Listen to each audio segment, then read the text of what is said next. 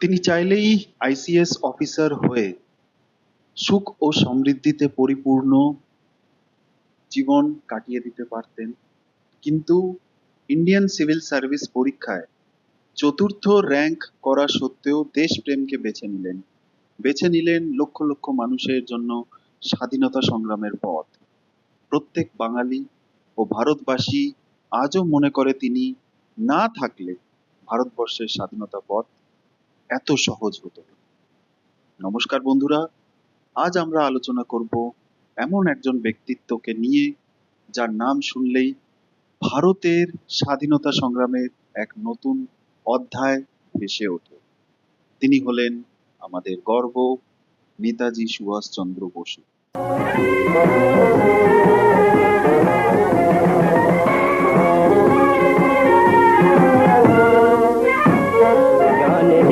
आ गए नाज जिस पे हिंद को वो शान हिंद आ गए।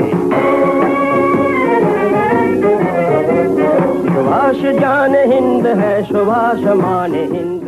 তার জীবন, সংগ্রাম ও আদর্শ আমাদের অনুপ্রাণিত করে আজও। ビルマ訪問中のインド独立連盟会長チャンドラ・ボース氏もこの公営の式典に参列いたしました。শুরু করব তার শৈশব নিয়ে। 1897 সালের 23শে জানুয়ারি উড়িষ্যার কটকের এক সম্ভ্রান্ত বাঙালি পরিবারে জন্মগ্রহণ করেন নেতাজি সুভাষচন্দ্র বসু। তার বাবা জানকীনাথ বসু ছিলেন একজন সফল আইনজীবী এবং মা প্রভাবতী দেবী ছিলেন এক আদর্শ গৃহিণী। ছোটবেলা থেকেই সুভাষ ছিলেন মেধাবী এবং চরিত্রবান। তিনি ছিলেন এক উদ্যমী ছাত্র, যিনি পরে কলকাতার প্রেসিডেন্সি কলেজ এবং ইংল্যান্ডের ক্যামব্রিজ ইউনিভার্সিটিতে পড়াশোনা করেন। তাহলে আসুন দেখি কিভাবে তার নেতৃত্বের আগমন ঘটে।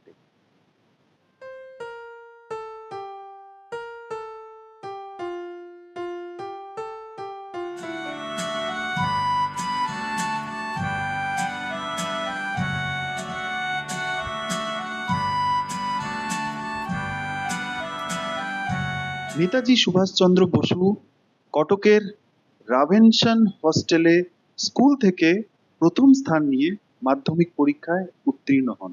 এরপর কলকাতার প্রেসিডেন্সি কলেজে ভর্তি হন। সুভাষের দেশপ্রেম তখন থেকেই প্রকাশ পেতে শুরু করে। এক ব্রিটিশ অধ্যাপককে অপমানজনক মন্তব্যের জন্য তিনি চ্যালেঞ্জ করেন, যার ফলে তাকে কলেজ থেকে বহিষ্কার করা হয়। এরপর তিনি ক্যামব্রিজ বিশ্ববিদ্যালয়ের আইসিএস ইন্ডিয়ান সিভিল সার্ভিস পরীক্ষায় উত্তীর্ণ হন এবং চতুর্থ স্থান অধিকার করেন। তবে ব্রিটিশ শাসনে চাকরি করতে অস্বীকার করে ভারতের স্বাধীনতা সংগ্রামে তিনি যোগ দেওয়াটাকে বেশি দায়িত্বপূর্ণ কাজ মনে করেন। 国民軍最高の栄誉サンダー・イ・ジャンの勲章を授与。ついでボース師範は歴戦の勇士の一人一人に繁殖期生死を誓ったこの旗の下武武堂々の分裂に映るインド国民には日缅印同盟軍の誓いも固く。নেতাজির রাজনৈতিক জীবনের সূচনা হয় 1920-এর দশকে, যখন তিনি ভারতের স্বাধীনতা আন্দোলনে যোগ দেন। তিনি ভারতীয় জাতীয় কংগ্রেস, ইন্ডিয়ান ন্যাশনাল কংগ্রেসের সদস্য হন এবং গোপাল, মহাত্মা গান্ধী, নেহরু, সর্দার বল্লভভাই প্যাটেলদের মতো দক্ষ নেতাদের সঙ্গে কাজ করার সুযোগ পান। তিনি সমতাবাদী দর্শনের দিকে আকৃষ্ট হন এবং জাতীয়তাবাদী চিন্তার উপরে ভিত্তি করে নিজের ধারণাগুলি গঠন করেন।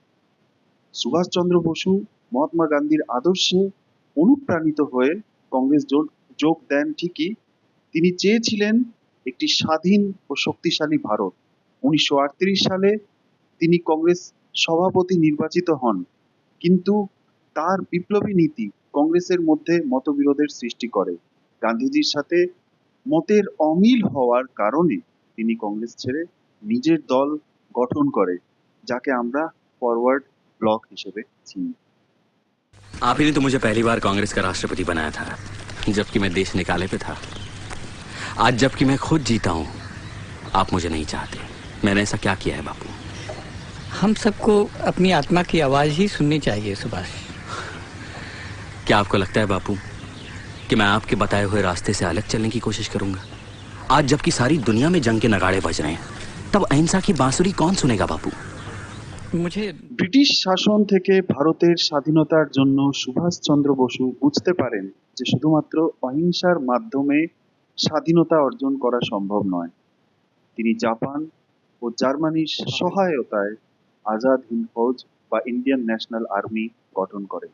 তার বিখ্যাত উক্তি, তোমরা আমাকে রক্ত দাও, আমি তোমাদের স্বাধীনতা দেব, আজও সকল ভারতীয় হৃদয়ে গেঁথে আছে। सुभाष जी को जान हिंद आ गए है नाज जिस पे हिंद को वो शान हिंद आ गए सुभाष जान हिंद है सुभाष शान हिंद है सुभाष जी को जान हिंद आ गए है नाज जिस पे हिंद को वो शान हिंद आ गए। 1945 সালে একটি বিমানের দুর্ঘটনায় নেতাজি সুভাষচন্দ্র বসুর মৃত্যু হয় বলে বলা হয়, কিন্তু তার মৃত্যুর রহস্য আজও অমীমাংসিত। অনেকে বিশ্বাস করেন তিনি দুর্ঘটনায় মারা যাননি এবং দীর্ঘদিন গোপনে জীবনযাপন করেন। এই নিয়ে অনেক অনেক তথ্য নিয়ে জল্পনা কল্পনা করেছিল ঠিকই, কিন্তু তার কোনো মীমাংসা হয়নি। তার আদর্শ ও অবদান ভারতের স্বাধীনতা আন্দোলনের এক অবিচ্ছেদ্য অংশ হয়ে থাকবে।